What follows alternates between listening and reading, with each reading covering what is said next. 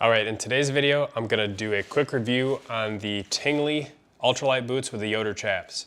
Now these are a boot that I bought in about February 2018, so I've got over 2 years of use in them. Pretty heavy use, I'd say. I mean, honestly, I use them for not only scouting and hunting in areas where there's a lot of water and I would need hip boots, but I also wore them in like hill country and just various other habitat types. Just in general, because they're such durable of an outer shell, it kind of saves the pants, so to speak, when you're walking through briars and things like that. I got a ton of use in them. I got a lot of things that I like about them. I also got some things that I'm not a huge fan of, so I'll go over all of those various things. Now, for starters, these boots are kind of custom made to order. I got mine from ridgelinesupply.com, and they have 4 different weights of fabrics that you can choose from. There's light, heavy, super, or they have a snake chap version. I just got the light version, and what the light version means is they take that Tingley Ultralight boot, which, you know, they don't manufacture the boot. They just take the boot and they use that waterproof material as the inner layer. It's a 400 denier fabric, and they will go ahead and bond that to the boot. And then they sew on an outer layer, which is a nylon material, also 400 denier in that lightweight version, and they just sew it over the top, so that's your outer layer, and that's your, you know, kind of brush busting, tough material. I don't really feel the need for the stuff that I walk through to go anything heavier than the light. The light have honestly held up really well. The downside to them though is that they are super noisy. I mean, this is after 2 years, it still sounds like that. They were significantly noisier when I got them out of the package. I've worn them in over time. It was almost to the point where when I initially got them, I said these are unusable for hunting. I was about to send them back. But I kept with them, and there's some things that you can do to kind of minimize the impact on an actual hunt. For scouting, it doesn't matter, right? But for hunting, definitely I'm a quiet freak. So this wasn't, you know, I wasn't the biggest fan of the noise of that. Now before I talk into some of the mods that I've done to those uppers, let's just talk about the boots themselves, the Tingley Ultralights. They're very lightweight boots. They're made out of EVA as opposed to rubber. So that's where a lot of your weight savings comes from. A lot of times you'll see EVA used as like a midsole material. These boots are very comfortable. Obviously with the weight being so light, it's like the type of boot where you can toss it to somebody and they're expecting something a lot heavier, and then you can just see their jaw drop once they catch it. The boots themselves, 2 pounds, 4 ounces. Before the Chaps add a little bit, but honestly, it's compared to any other hip boot option that I've tried, they're significantly lighter. They're of course waterproof, 0 leaks, so that's great. If you look at the tread pattern on the bottom, you can tell that they are pretty worn down by this point in time. If I'm walking through any kind of elevation, walking up inclines or things like that, and you got snow or ice, there's no chance. In fact, on the Missouri hunt last year, when we were going up some of these hills and I was wearing these boots, I actually had to have my wife with her lacrosse boots kind of standing behind me and help, you know, push me up, because I literally had no traction. They were just, you know, slick as snot. But when you're on flat land and you're using them in terrain that's more readily used for hip boots, like marsh type country that I hunt quite a bit out of, not an issue at all. Ankle fit of these boots is not very tight. They're not what I would call ankle hugger boots. They're easy to get your foot in and out of, but that also means that when you're in that really mucky type stuff where your foot sinks in and it just grabs onto your boot, you can have a heck of a time trying to get your boot back out. Now, one thing you can do to help mitigate that is if you take any kind of strap that has like a cam tightening system on it, even like a trail camera strap, and you wrap that around your ankle and over the top of the middle of your foot here, and you tighten that thing down, that can definitely help the boot grab your ankle. But really, I found that there's only a few places that I've hunted where it becomes a huge issue. A lot of the stuff that I hunted in the cattail type marshes, it wasn't like that ankle hugging muck. It was more just kind of wet and spongy, and it wasn't too big of a deal that the ankles were, you know, sort of looser on those boots. But that's definitely not going to be the case for every type of habitat. Another marketed benefit of the EVA material is that the way they make these boots, they have little micro pores, so it traps more air obviously inside, which should be able to help in theory with insulation.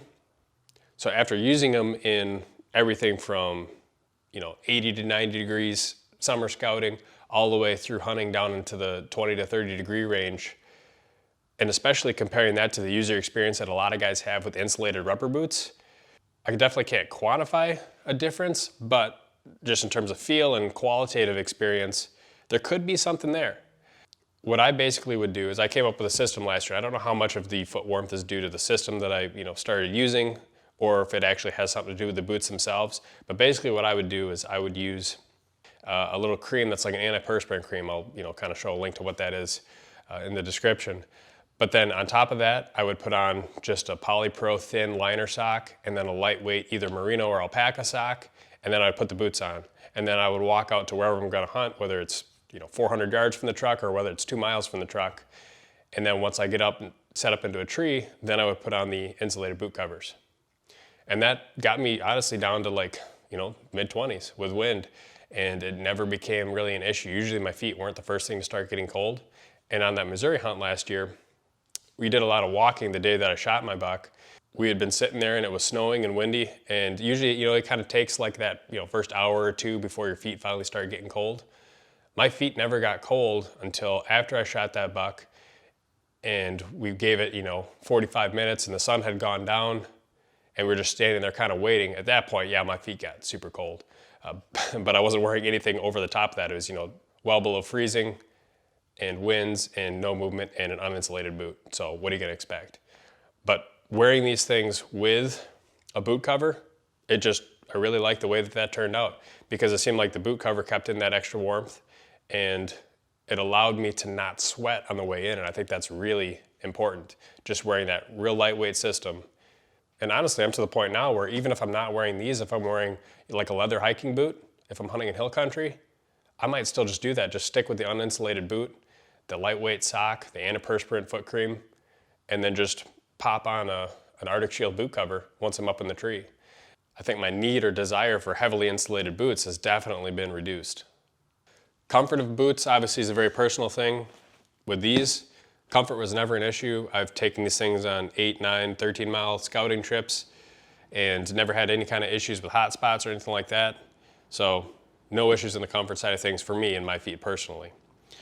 Now let's talk about the uppers a little bit. So I talked a little bit at the beginning of the video about how they are obviously noisy due to the fact that they're kind of that brush busting nylon material.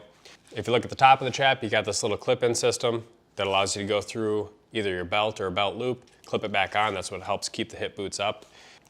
On both the front and back of the boot, you got these snaps, which correspond to snaps on the actual Chaps themselves, so that you can slide these things down and go ahead and just snap them to the boot and kind of keep them out of the way. But honestly, I never really used this feature because if you look at that profile, it's still quite a bit of bulk down around the ankles. It's still easy to swish that material together, much easier than if the boots are just up in the first place. And I never really had any issues with just kind of keeping the boots up in their upright position. So that was kind of my experience with it. Also, just with the stock sizing of the boots, I felt that for me and my thigh size, it was a little bit large for what I would say was optimal. And because of that, I would sometimes get swishing between my thighs as I'm walking, and I would get debris that would fall in. And so what I added, and this did not come stock on the boot, this was a DIY effort. You can tell I did a couple tries at it, but I basically just took a piece of webbing and one of these little cam over buckles, and I just made a little cinch strap so that I could tighten that material up and then snap it in place. Now that did two things. Number one, it obviously helped prevent stuff from falling down into those boots, and it also really made a big difference in eliminating that swishing noise as I was walking. So that's definitely something that I'd like to see them implement something like that on the actual Chaps themselves, but as is, it was a DIY project. It works. And also, as I was kind of looking back at the website in preparation for this review video, they do have a note that says custom Chap sizes are available. Please contact us to order. So there's a chance that you can go ahead and say, hey, my thigh size is this. I'd like a boot that hugs my thigh a little bit better, and maybe they can accommodate that for you. So let's talk about noise mitigation.